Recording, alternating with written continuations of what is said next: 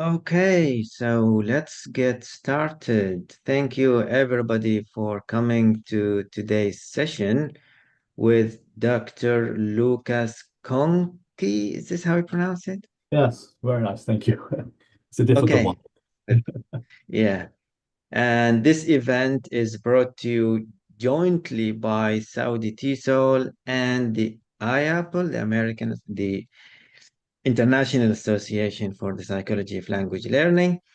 You can join Saudi TESOL, but membership is currently suspended for the time being.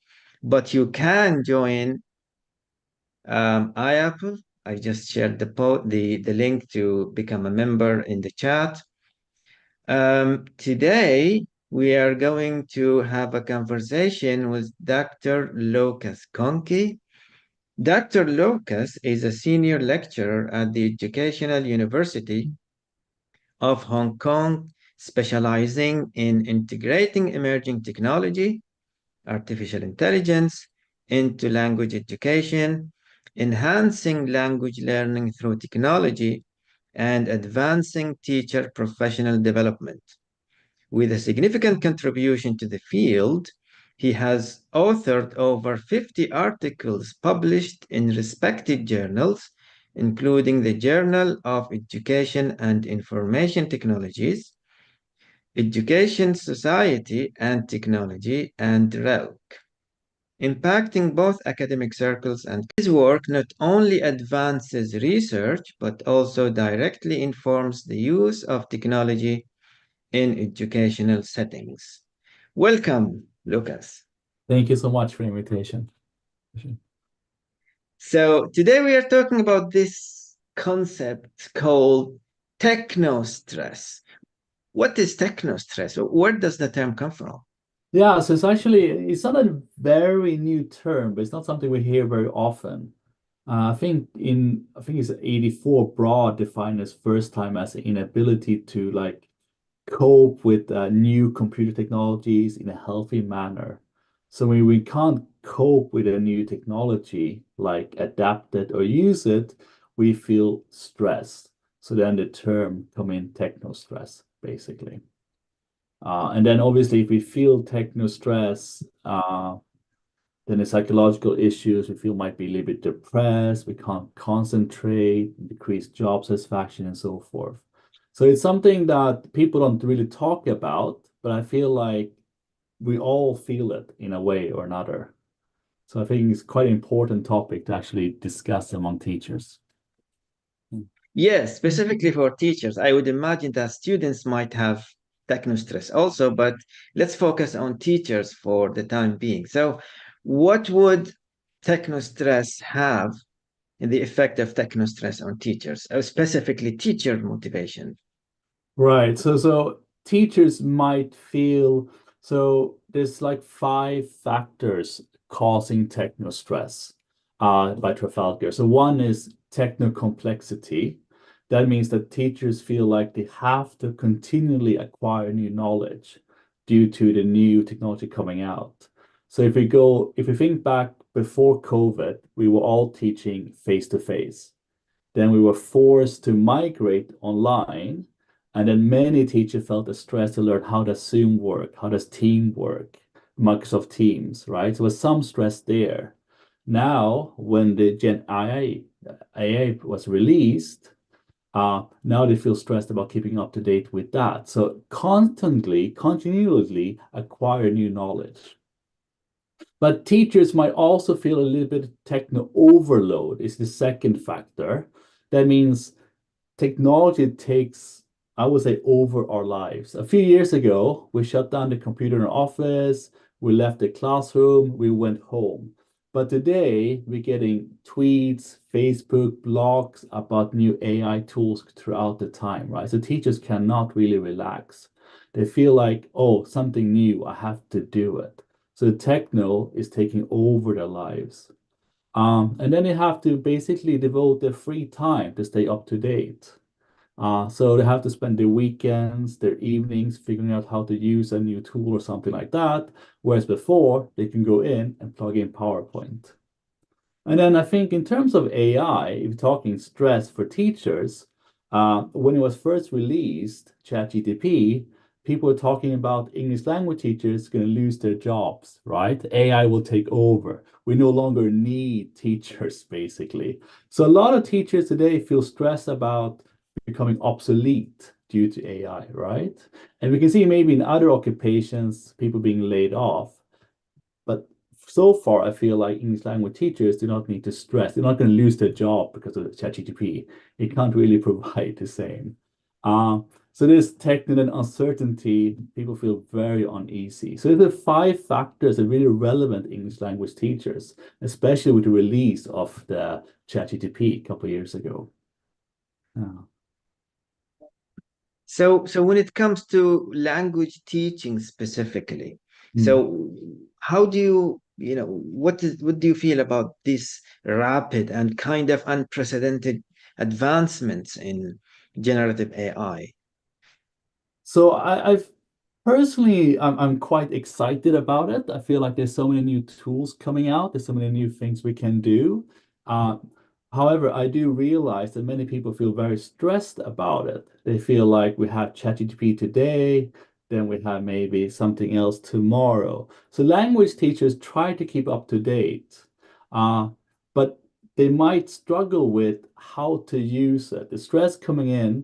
So let's say, yes, now I have ChatGPT, but the stress is how do I use it for language teaching? How do I use it to create a lesson plan? How do I structure the prompts?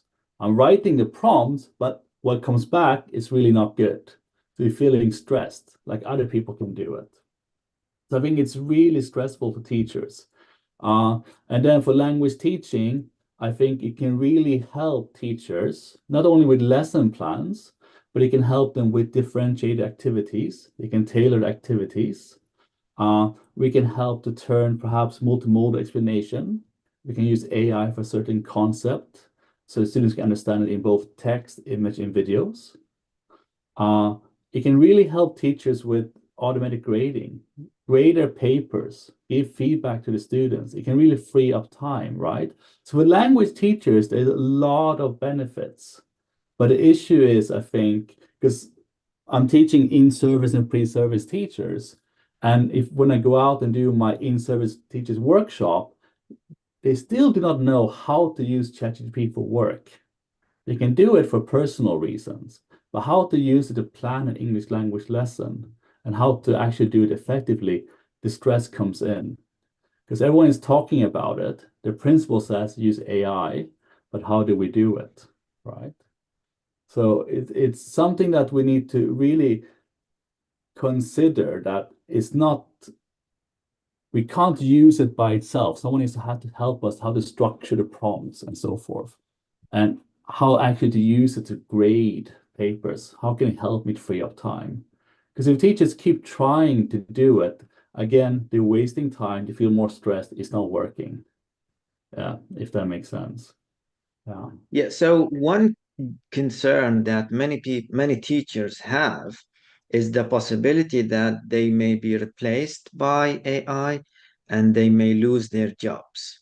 How do you Yes. feel about this concern? Um, well, yes, I'm not too concerned. So I feel like there will always be a role for English language teachers. There will always be a role for computer assisted language teaching or AI language teaching, right? It's a tool, and computers and have been around for many, many years to help us. And I think ChatGPT as a chatbot could be great as individual tutor for the students, right? Individual teacher. They can check their homework and whatnot. But to give actual explanations and whatnot, I think the teacher has a large role to play. Because if you think about it, what comes out from ChatGPT isn't 100% correct. I think last year I wrote a paper about using ChatGPT for English language teaching, and we tried some prompt specifically for grammar, and what came back from ChatGPT was wrong. It gave us a wrong grammar rule and wrong example, right? So being replaced by ChatGPT or machine, I think isn't really realistic, but it could be a great tool for students and teachers to adapt, especially for self autonomous learning, independent language learning, and so forth. But I don't think we are going to be obsolete. Yes. Okay, so perhaps this generation may not be obsolete. The next generation probably won't be obsolete. Yeah. The next generation, we don't know, maybe. But how about teachers who are unable to adapt to AI tools? They will probably be less efficient than their peers who can more efficiently use AI tools. These people might be at risk, not for being replaced by AI, but by more proficient teachers. Right? Yes. Yes, I think that's a fair point. I think so. I think that's why we really have to make sure we don't leave anyone behind. I think as we move forward in English language teaching, AI will be part of our courses, be part of our material development, part of how we basically ask the students to generate or study by themselves. So teachers must somehow learn a little bit how to use it. But I think we have to be realistic, right? In technology, you have early adapters with those very eager, and we have those who have certain barriers, internal barriers, for example. So it's a way of helping those teachers to see the possibilities and not to be afraid of trying to use something. I think it was the same we were talking about when we migrated online based on COVID, right? Everyone thought like some of the older teachers might be left behind. But many of them did catch up. They managed. It might not have been perfect lessons, but they managed to do Zoom or something like that, Microsoft Teams. So yes, I feel like if you can't catch up, then you might be at risk, depending on the institution you're working, right? Because some demand more IT than others. So another potential source of technostress is that students might use these AI tools for assignments and exams and not do the work themselves. So Right. what are your thoughts Yeah. about this? I mean, I just use Hong Kong as an example, if you don't mind. When ChatGPT was first released, then some universities in Hong Kong, I won't name them, but they banned it. They said you can't use it. If you use it, not only will you fail the course, but you're probably going to be expelled from the university. They took a very hard line stance saying no ChatGPT is allowed. Others said it's okay if you use it, just tell us how, right? So I think the notion that students will use it and cheat will always be there. And I think if we ban it, most likely students will still use it, because detectors can't for 100% say it's AI generated or not, right? So I think banning something doesn't really work because they will use it. So instead, it's better to be forward thinking, perhaps support students and teachers and teach them how to use it effectively in their courses. How can we integrate ChatGPT and in assessment so they can use it in the same time as they do their work? For example, they could brainstorm some ideas first and ask ChatGPT to generate ideas, compare and contrast.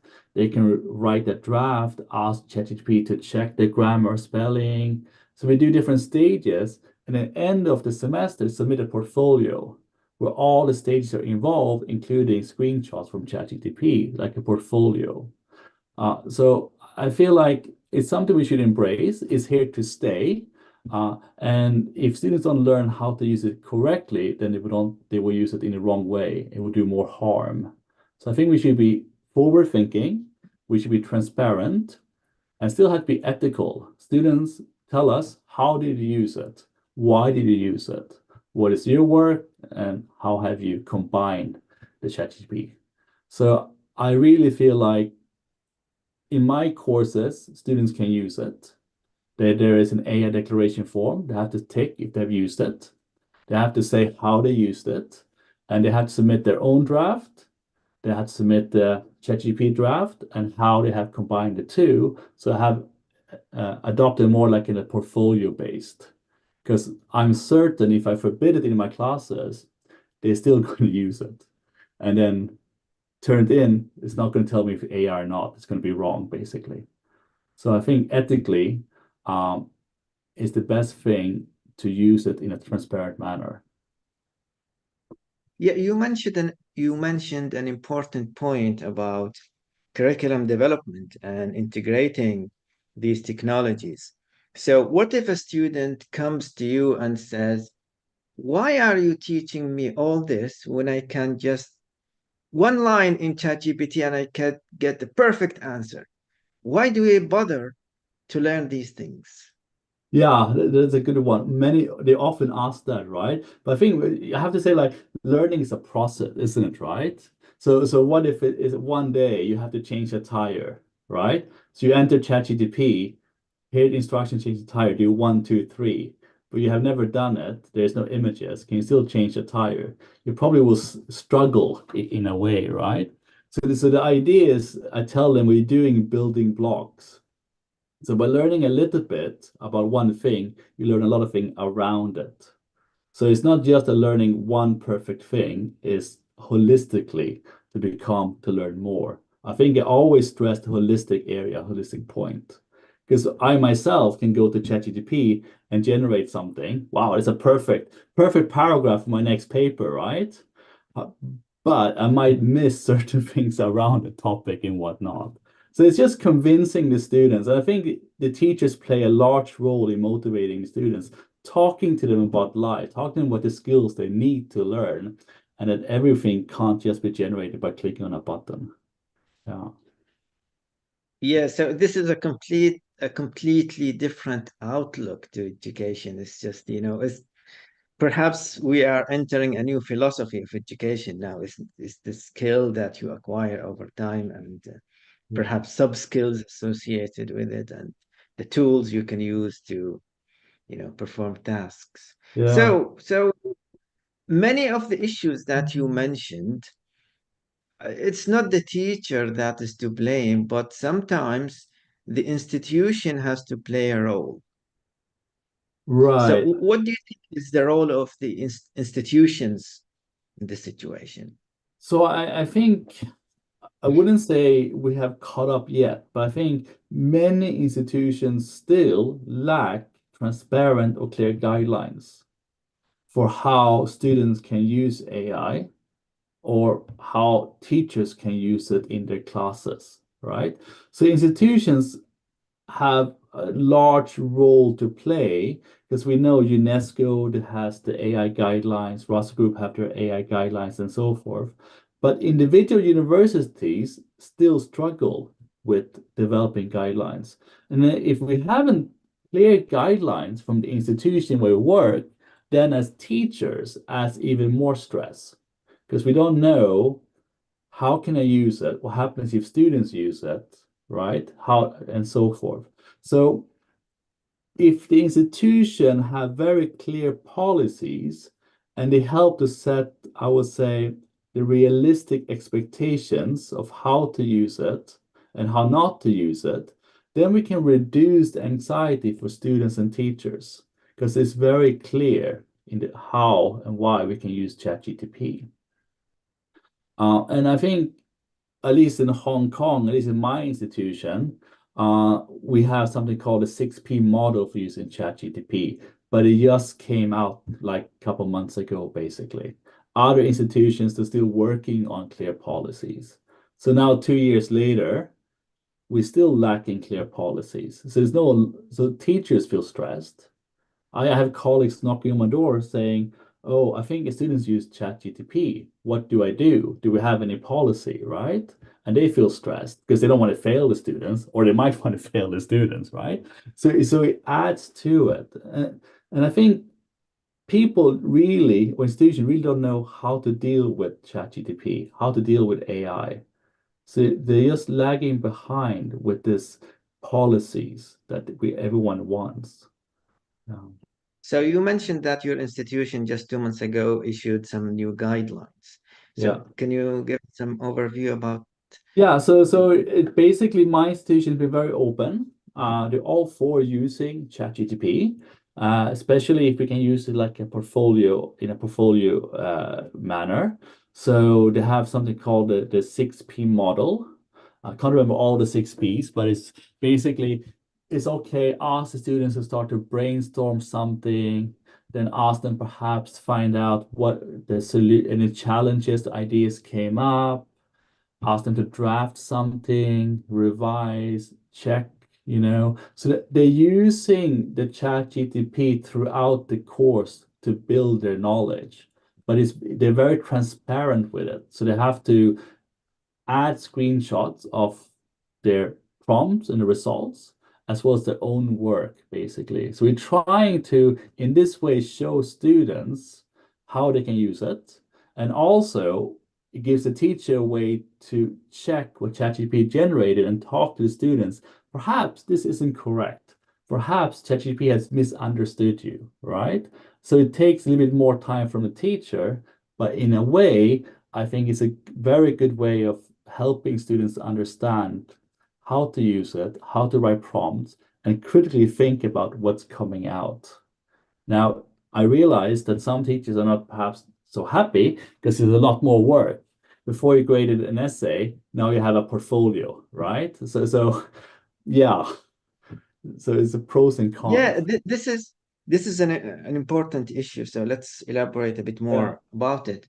Now, leaving AI aside, if you use a computer in your classroom, you will need IT support. And if you don't have quick, efficient IT support that can come to you at the moment when you need them, you can lose a whole lesson. Yes. Just, you have a problem with your computer or with your projector or internet access or whatever. It's not allowing you to log in because you didn't renew your password or whatever. You could lose the whole lesson trying to figure out this issue. Yeah. And the reason why at many institutions they don't have quick support is that they don't have the facilities and the personnel to offer this efficient IT support. Don't you think we will have the same problem when we say, okay, let's give teachers workshops, let's give them support, let's give them some guidance? It's easier said than done, right? Yes, I think so. I mean, I still have colleagues who never use ChatGPT. Basically, they're not really into computer-assisted language learning. They like going and give a good lecture using good PowerPoints, really talk to the students, right? And now they feel like, well, I have to use it. I've been told how to use it. I never really used any IT tools, right? So now they walk into the classroom and something doesn't work. So now the stress from them is I look stupid in front of my students, right? I don't know what I'm doing. And that's another threat. It's very real, right? I think we all have been in a classroom, we're going to use a new tool. And if it doesn't work, wow, what happens? Students are looking at us. We're losing their confidence. So I feel it's wonderful that we should use it. But as you say, if institutions do not have the IT support to help them, we don't have the training to help them, right? So I don't know. I feel like the training to use AI in the classroom is still behind. I don't know. When I look around what's available for train professional development, it's still one-off workshops. And we know from history, the one-off workshop doesn't help teachers integrate technology. They sit in a classroom, they go through, someone shows them how to use something, they walk out and they forget about it. So for some reason, we haven't learned from history of professional development how to teach teachers to use technology. And they feel really, really stressed about it. So professional development is really key to make sure teachers are confident. And again, especially perhaps older teachers, we don't want to leave anyone behind, that they can get the support outside of the training.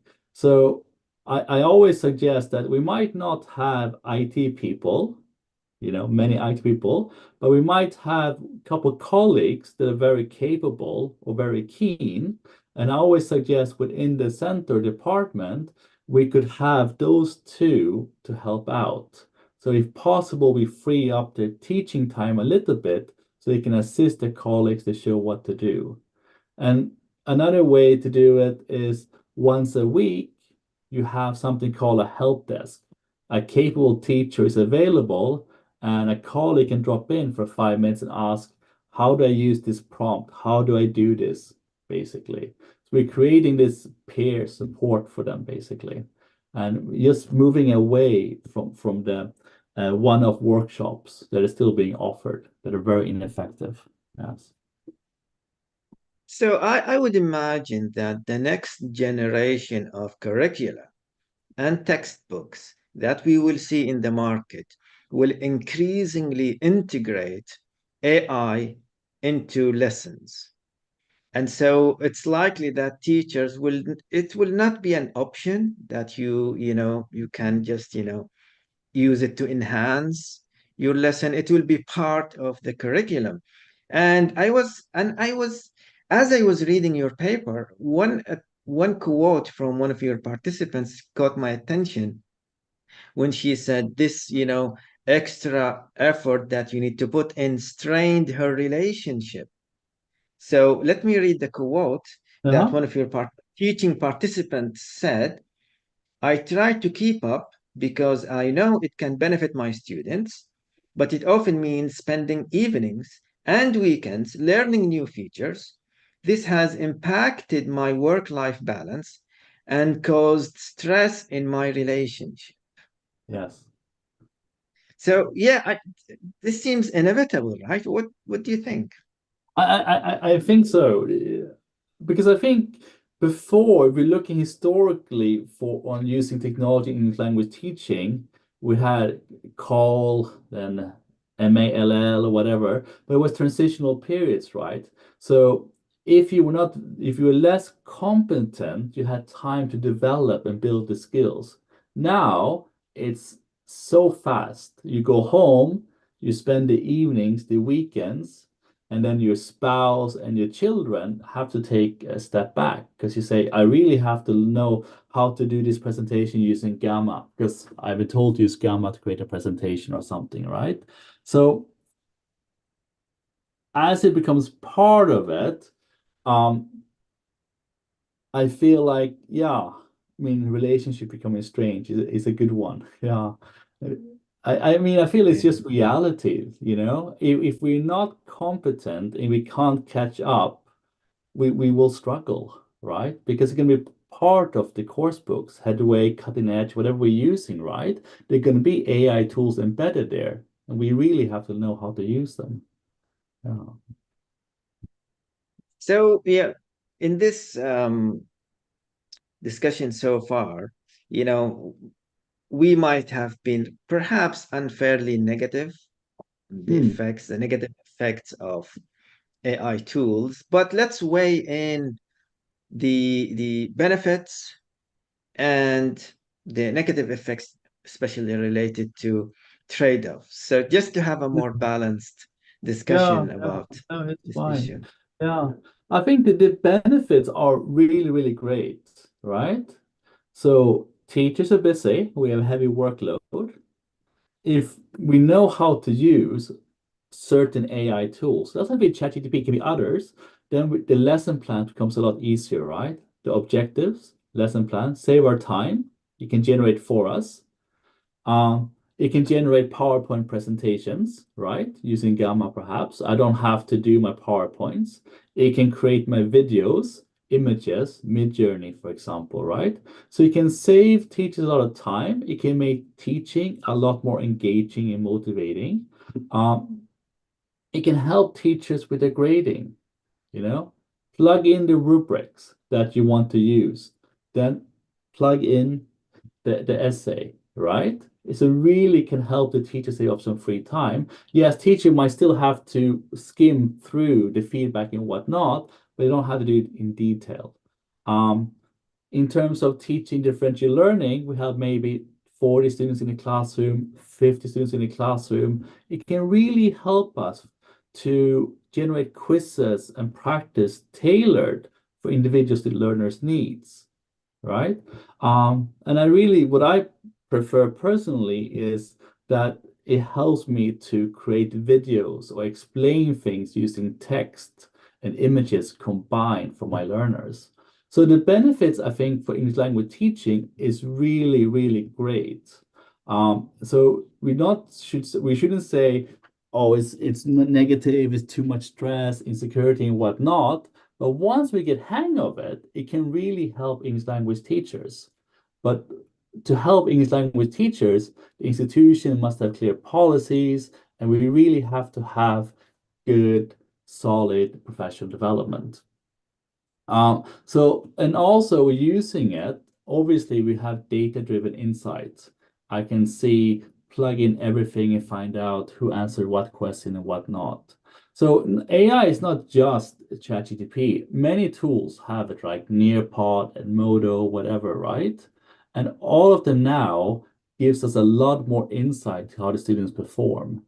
So I think there's so many positive angles to using it. But I feel like some teachers feel very stressed and they might not be willing to try it out. Yes.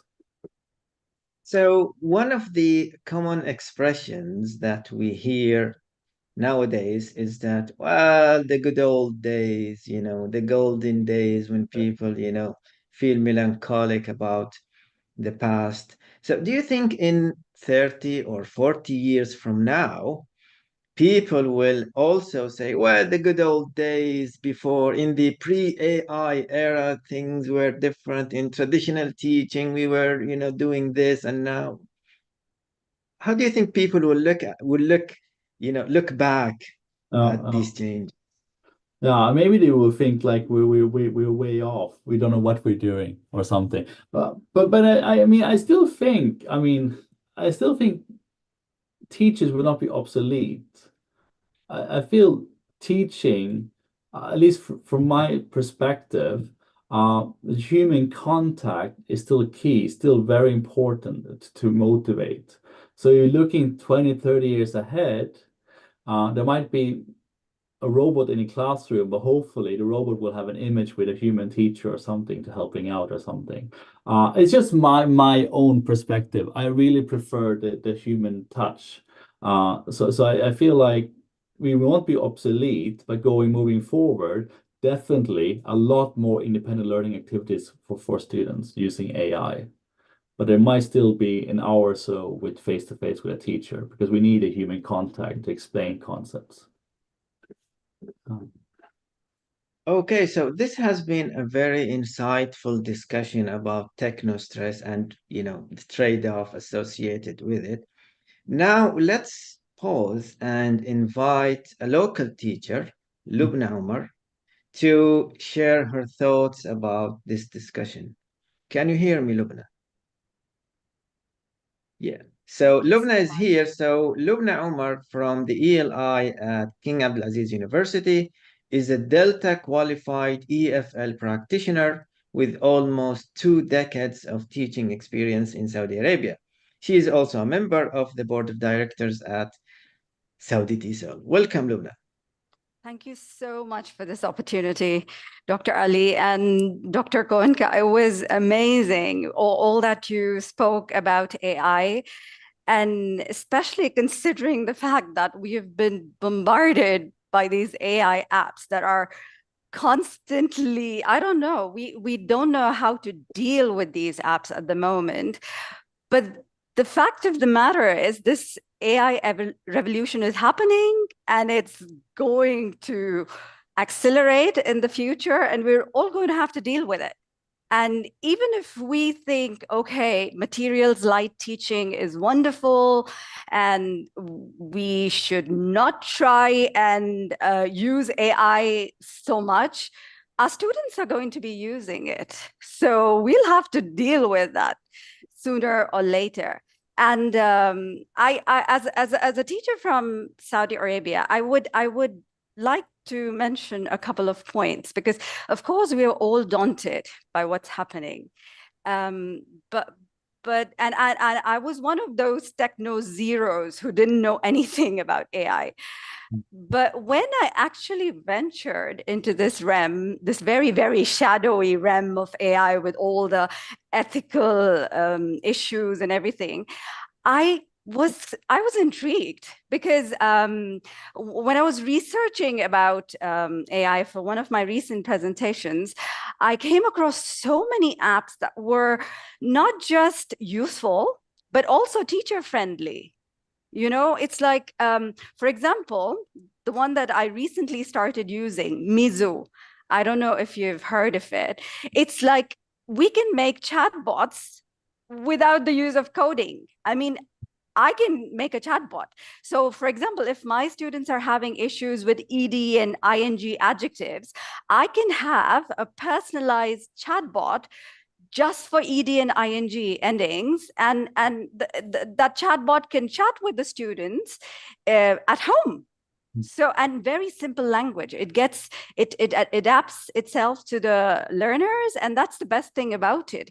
And I know the fact that Technostress is there, and there's techno agony, in fact, because we are all bombarded with these quotes that, okay, AI is not going to replace us, but we are going to be replaced by people who know how to use AI. So we have to use AI, but it's not an option anymore, I feel. And the fact that things are getting easier for us. You mentioned how lesson plans can be made with the help of AI and all of those things. But the thing is, when I see apps like Mizu, and there is another one for teacher development, it's like the teacher has her own or his own PD coach, Ed Tina.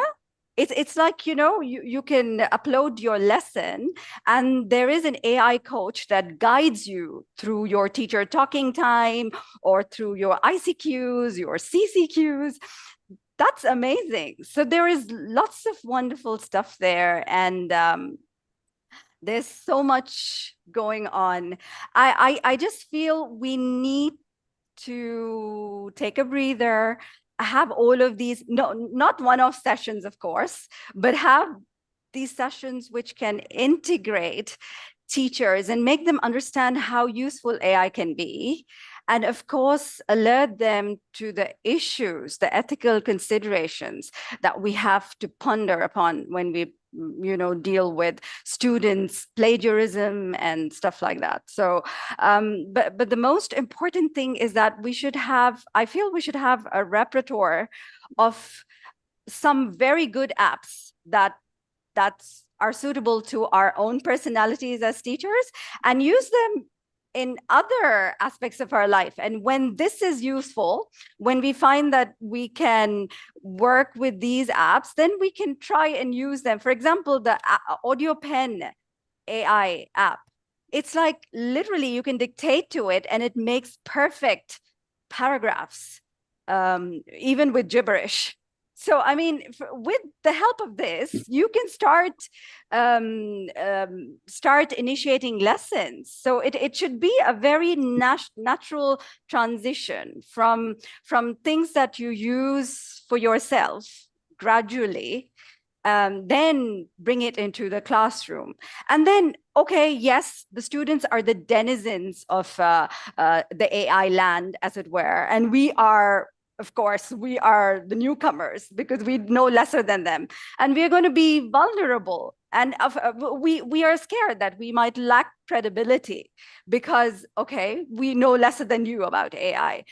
But that's a good thing, I feel, because when, especially in language teaching, when we know more about something and the students feel vulnerable, it's nice to show them that, okay, we don't know something either. So we are going to interact and learn together. So I think that's a good thing, you know. And of course, like you mentioned, like even Dr. Ali was saying, that the problem is we do not know how to contend with issues related to IT blackouts. And, you know, the point is, we have IT blackouts in our, wherever we teach. I mean, even now, anything could happen. I mean, we have to be ready with a plan B. But I think the plan B is going to be a good thing, because when students when we teach students how to handle life without AI, we're actually preparing them for so many things in the future. Like, for example, my students at this point in time, they're not very good with their handwriting because they are so dependent on typing and all of the other things related to technology. But I can bring them back to handwriting. It's like this is when you have to balance between the traditional, conventional stuff where old is gold and also integrate the new stuff. That's what I think all of the teachers in the kingdom are doing as well. We are groping in the dark in many respects, but we are also learning. And of course, our institutions are providing support. They are helping us with, for example, at KU, we have like this AI website, a section, a department where everybody is contributing AI related strategies that can be used. So all of this is happening. And I think as teachers, the fact that we are learning how to deal with AI is also going to set an example for our students. Like, this is how you deal with AI, and you're learning. There are things going to be thrown at us. There are curveballs, there are issues, but we are learning with everybody. And the most important thing is we should make them understand that AI is there to work with them and not for them. That it should not replace their critical and creative thinking abilities. And how do we do that? I think this was about a couple of months ago when one of the presenters in live auditorium, she mentioned how we can use a framework that actually utilizes critical thinking and creative thinking skills within the AI app, so that the students will be using both. It's like the best of AI and the best of their own abilities. And the picture that you painted of a robot in the future with the image of a teacher was really ominous, but I hope that's not going to happen. They're going to be a teaching assistants, but that's where they're going to stay. We're the ones with the critical thinking abilities and the creative thinking skills. So this is what we want our future to be, our future, leaders, our future citizens to be, to be able to handle AI critically and creatively. That's the future we are aiming for, inshallah, over here, like we say. Yeah, so Thank you so Lubna, much. you said that you first came to this AI world with zero knowledge, and now you sound like a proficient AI user. Exactly. That's what So, happens when, in your article, Dr. Kohnke, you mentioned technological, pedagogical content knowledge. The most important thing nowadays is that can be increased so much because of the resources available. AI is our frenemy, in fact. It is threatening us, but it is offering so much of scope for development and improvement. And like Dr. Ali said, from a techno zero, I've not become a techno expert, but I can handle apps. And like the best thing is that the apps are becoming so user friendly. I can do everything on my phone. I don't even have to open my laptop to do anything. So that's, I think, amazing. so perhaps in a future session, we will invite you to give us a demonstration of some of these tools and how teachers can use them in their lessons. Yeah, sure. That would be wonderful. Thank you so much. Okay, so now we have shared the link to joining the Zoom room. If anybody would like to ask any questions, and they can join the Zoom room now and use their mics to ask any questions they have related to Technostress.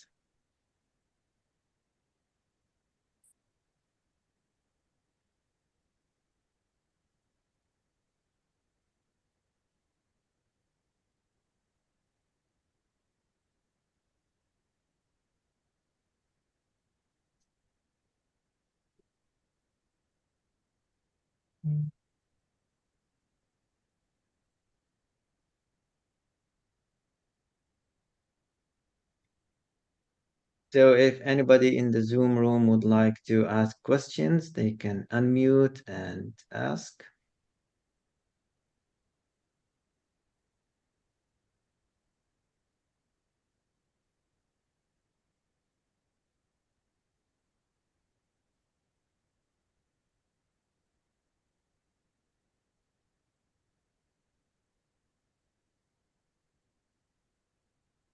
So until we have some questions, so Lubna, let me ask you this question. You mentioned that there is a tool that you can create.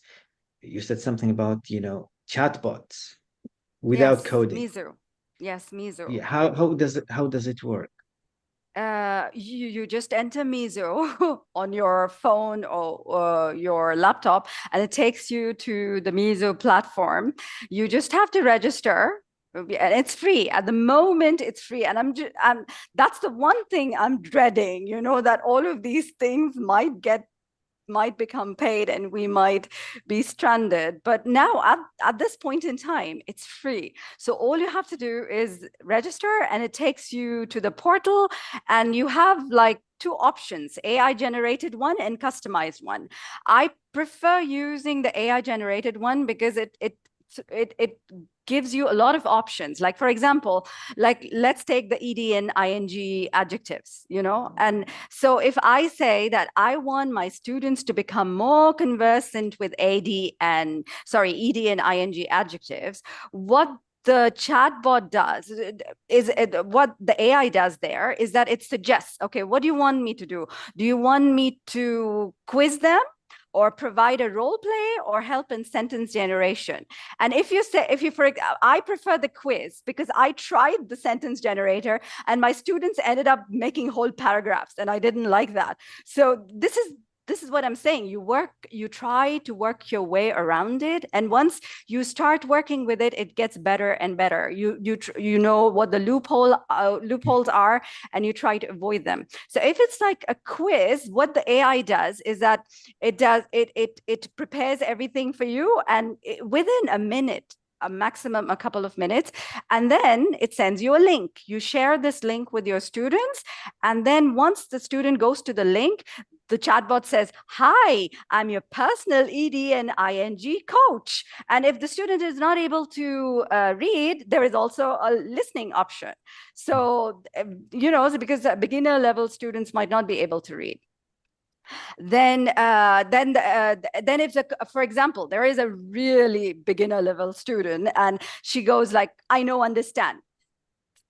The chatbot then gives a very simple answer, like, "Oh, no," and it just gives like 3-word phrases, and it makes it easier and easier. The ed and ing explanation gets easier and easier.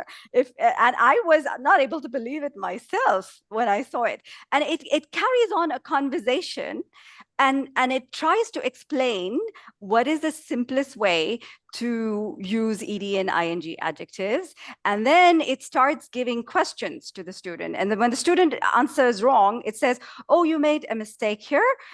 Maybe you didn't look at the verb," or something. It draws its attention, and it progressively guides the student, adapting to the student's interest, the level.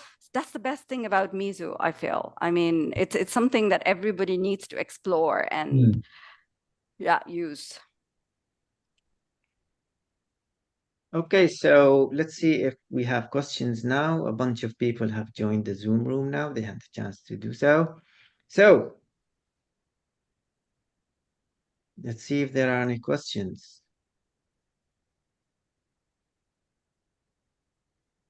So there was one question for Lubna to spell this app, if you could spell it for us. Okay, yeah, I don't know if I'll be able to.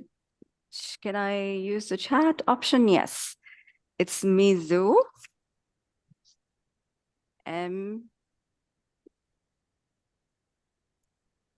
Yeah. Okay, so it was Joe Dale who actually mentioned it in one of his LinkedIn posts. And then I went into this portal and explored it. And I was like, first, I was literally elated because I could make a chat bot my own personal chatbot for my students without knowledge of any coding. So that's like the best thing about AI, I guess. So questions? Any questions? So Could I there ask? is one. Could I ask Yes. Luke to share that app also about lesson planning? You mentioned app AI use help you to coach you through a lesson or something, right? Oh, no, I mentioned this PD coach. Oh, It's a BD coach. professional development coach. It's called EdThena, Uh-huh. but it's now available only to institutions. I wrote to them and asked if I could just, use it on a trial basis as an individual teacher, and they gave me a personal password. So I uploaded one of my lessons, and the best thing about it is that it is at your disposal 24/7. So, I mean, you upload the lesson and then it says, are you ready to start with the coaching? And if you say, no, I have to come back tomorrow, it says, okay, fine. And then the thing is, it makes you listen to your own video or audio or watch your own video. And as you watch, it says, do you have anything that you can change in this part of your lesson? Was there too much of teacher talking time? Were the students, were you not eliciting that much? Or what do you think? It elicits the points from you as you go along with it, and you can tag it with notes, and then that's the thing about it. And even before you start, you upload your lesson, it asks, what are the 3 areas that you think you can get better at? So even that is, I thought that was very good as well, but it's not available to individual teachers at the moment. It's for institutions. Okay. It sounds like a great tool. Yeah, it Professional is. It development. is. Yes. Yeah.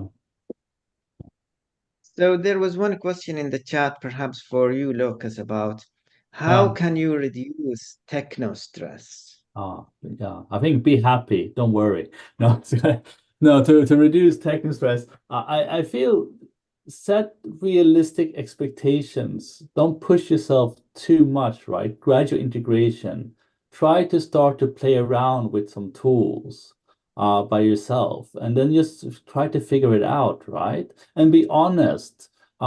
If you're trying something with the students, I always tell my students, "Hi, this is the first time I'm using this tool. We're learning together. Let's figure out how it works," right? Because I think that takes stress off my mind too, because then, they might not feel like, oh, he's completely incompetent or something. So set realistic goals. Don't be afraid to try something out. Create like personal learning network, or community of practice. I also feel like online engagement, there's so many great blogs about using AI tools, right? And teachers talking about introducing tools. So reducing technical stress to me is being positive and not be afraid of failure, but be very realistic. Don't do everything at once. And then we can all become proficient, right? Yeah.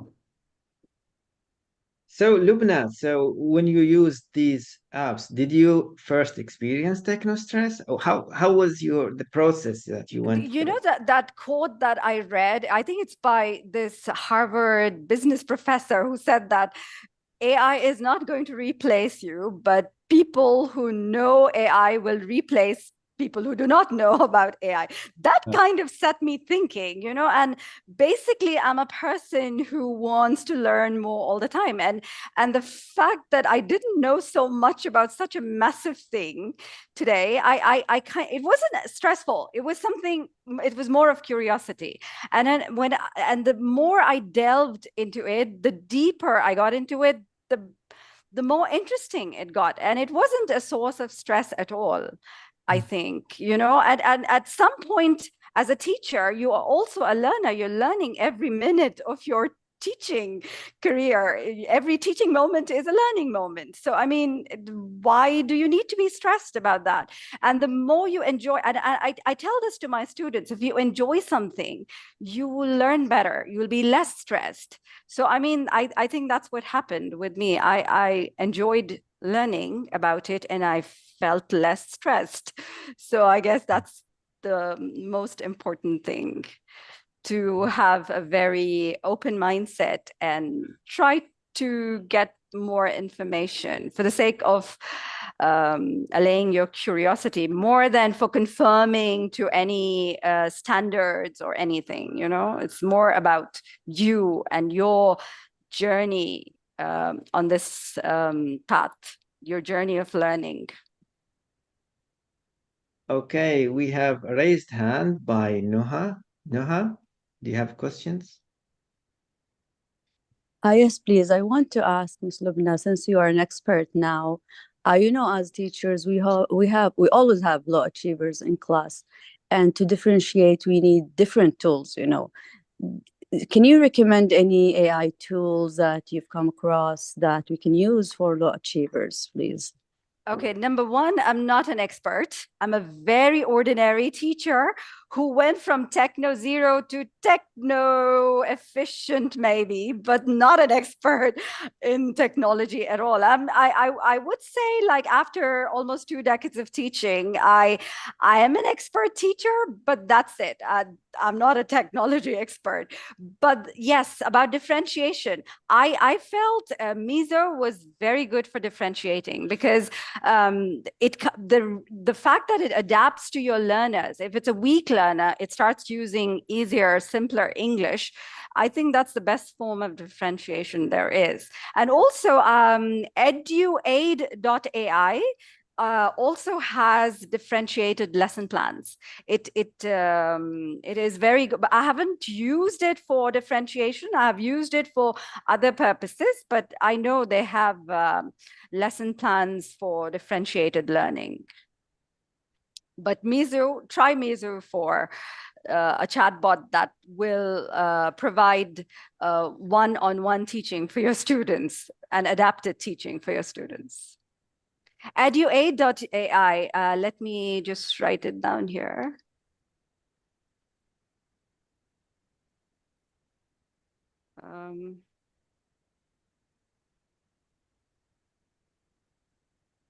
Yeah.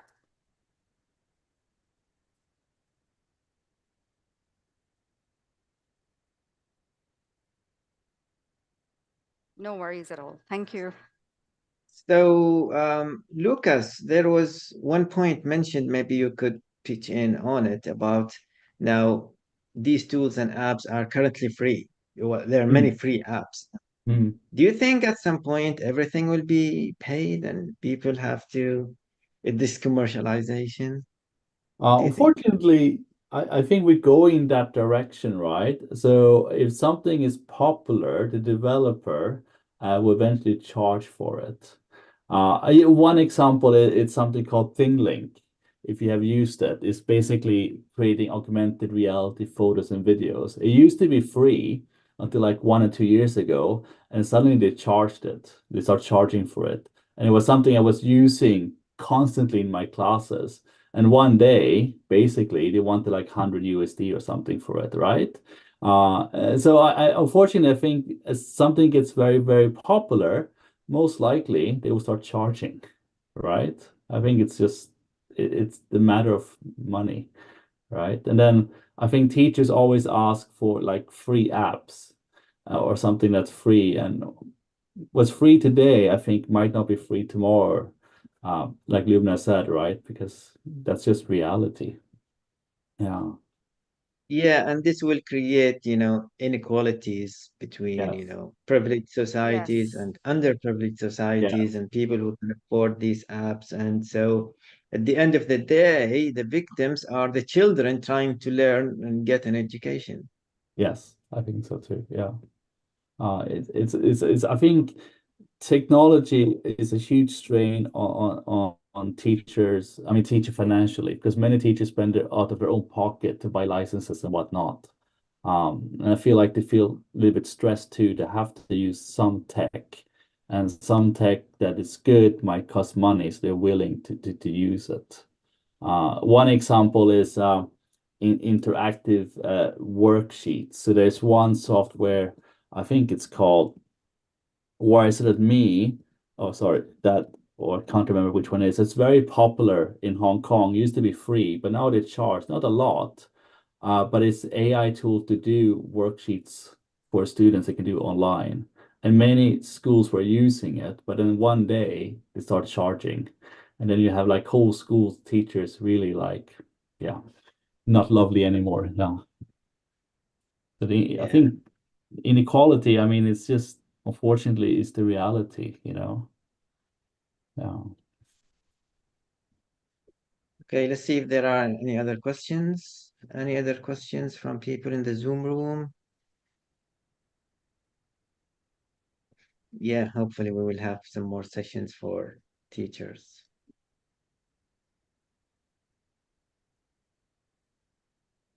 So if there are no more questions, we can end at the hour exactly. Thank you everybody for coming to this session. Thanks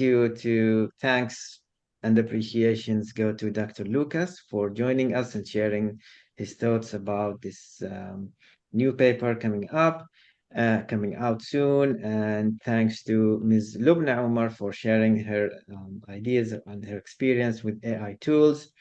So if you would like to hear about future sessions, you can join the Motivation Sig Lab. The link is in the chat box. You can subscribe to this channel also to get notified when there are new events. Thank you everybody for coming and have a nice day. Thank you so much. Appreciate it. Thank you so you. much. Thank you.